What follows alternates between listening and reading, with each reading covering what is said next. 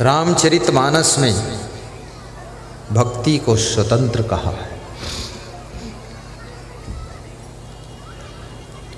भक्ति स्वतंत्र सकल सुख खानी। दोहराना, जो दोहरा सके तो दोहराना, ना दोहरा सके तो सुनना केवल, और दोहराओगे तो याद हो जाएगा। भक्ति स्वतंत्र सकल सुख खानी।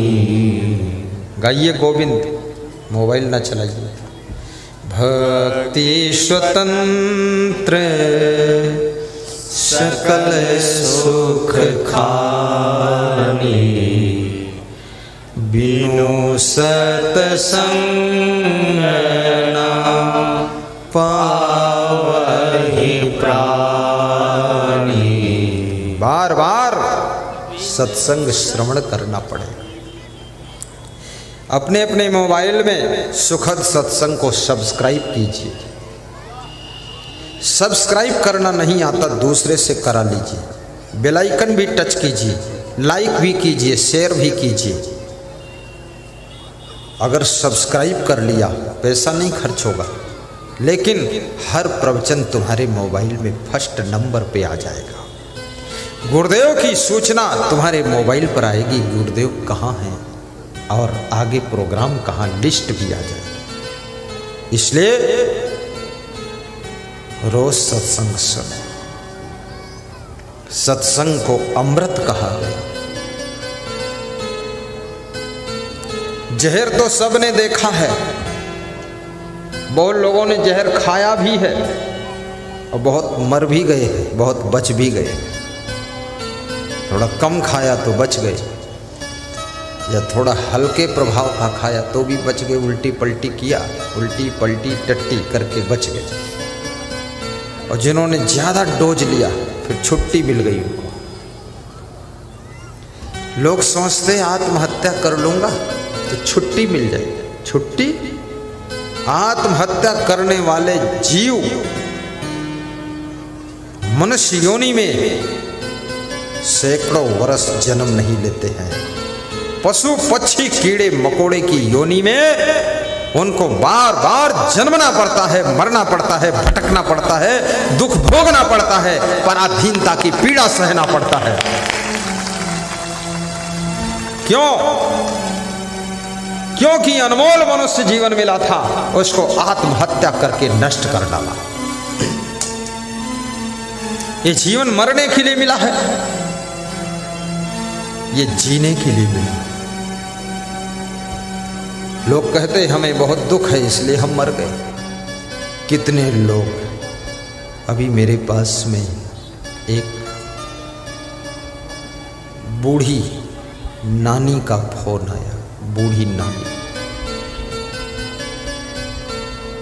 उसने कहा मेरा नाती फांसी लगाकर मर गया। बड़ा बुद्धिमान था। तो हमने कहा बड़ा मूर्ख था। बुद्धिमान होता तो फांसी लगाने की क्या जरूरत है। बहुत बड़ा मूर्ख था। तो बोले बिजनेस का बहुत नॉलेज था। हमने कहा उसको मरने का नॉलेज था, बिजनेस का नॉलेज। क्यों मरा? कोई खास बात नहीं। उन्होंने बताया उसकी पत्नी मायके गई थी, मायके में बीमार हुई तो मायके वालों ने हॉस्पिटल भर्ती कराया। फिर वो हॉस्पिटल गया और हॉस्पिटल में बोला अपने सास ससुर से, साले से कि हमें सूचना क्यों नहीं दिया, क्या हम इलाज नहीं करा सकते थे, हम भर्ती करा देते। तो वहाँ उसके सास ससुर थोड़ा कम बोले, साला भी कम बोला और उसकी पत्नी भी थोड़ा कम बोली। बस इस बात से आत्महत्या कर लिया।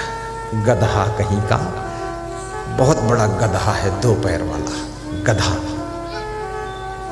तो मैंने उसकी नानी से कहा मर जाने दो मूर्ख को, तुम क्यों दुखी होती?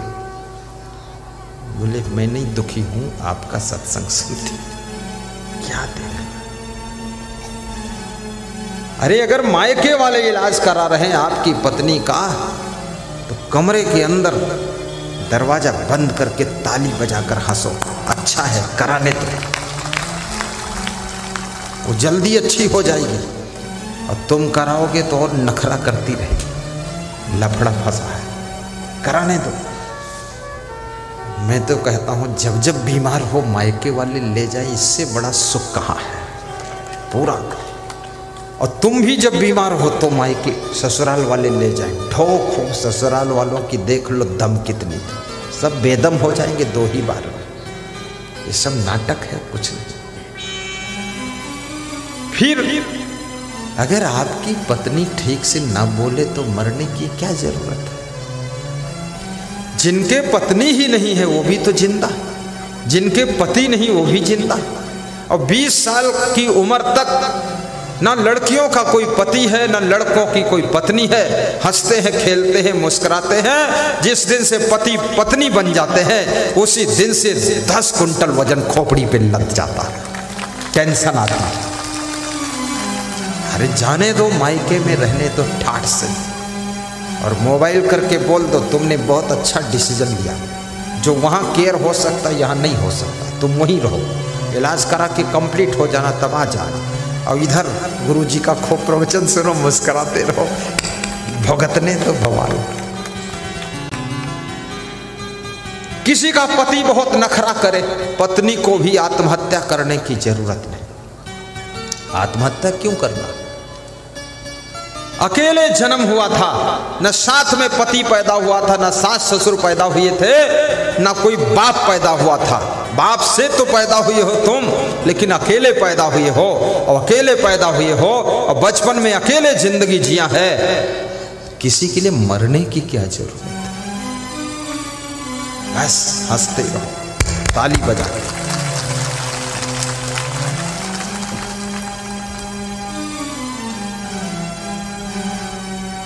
और याद रखना, जो दूसरों को दुख देता है वो कभी सुखी नहीं हो सकता है, और जो दूसरों का दुख दूर करता है वो कभी दुखी नहीं हो सकता है, कभी दुखी नहीं हो सकता।